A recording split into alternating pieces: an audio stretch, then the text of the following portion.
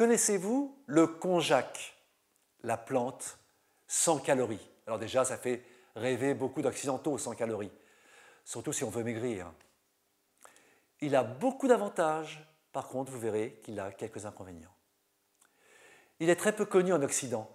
C'est une splendide plante à la fleur rouge qui se développe dans les forêts de Chine, de Corée, du Japon et même du Vietnam.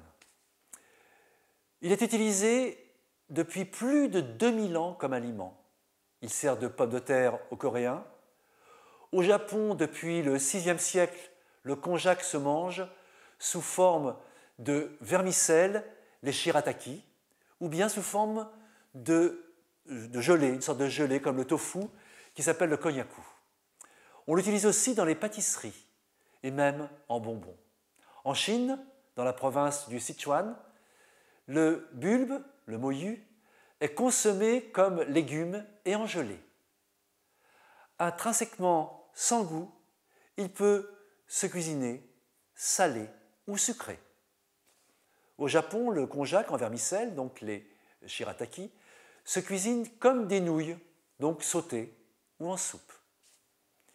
Alors, grâce à sa viscosité, comme l'agar-agar, la fameuse algue qui permet de faire des gelées, il permet la préparation de gelées de fruits.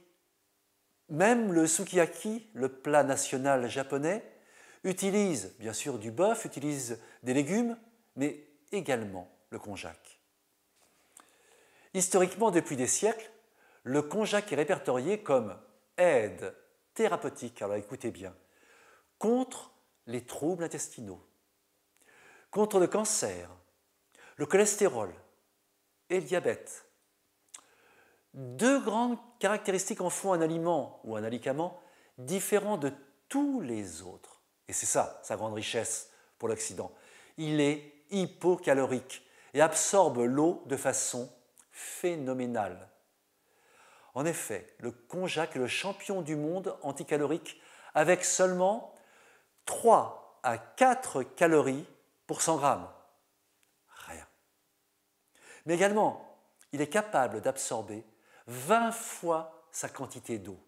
Et ça, c'est absolument incroyable.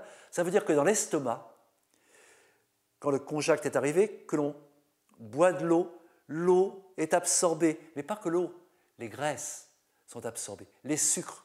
Tout ça est pris dans un magma, une sorte de gel visqueux qui va être facilement éliminé par le corps. C'est un moyen de nettoyer le corps de toutes ces impuretés. Donc, mieux que le son, il régularise le transit intestinal, il régule la glycémie et devient la base indispensable presque pour tous les régimes hypocaloriques. Pour les Japonais, il participe aussi à l'élimination des toxines dans les intestins.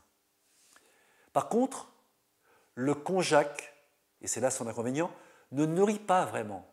Il n'y a pas de vitamines et pas de minéraux. Vous avez donc besoin d'utiliser en complément d'autres légumes et d'autres aliments. Ça, c'est un élément très important. Ne prenez pas seulement du konjac. Ça pourrait devenir maladif. Ça pourrait déséquilibrer le corps. Le plus simple et pratique en France est de consommer le konjac en gélules. 3 à 4 gélules par jour dans un grand verre d'eau.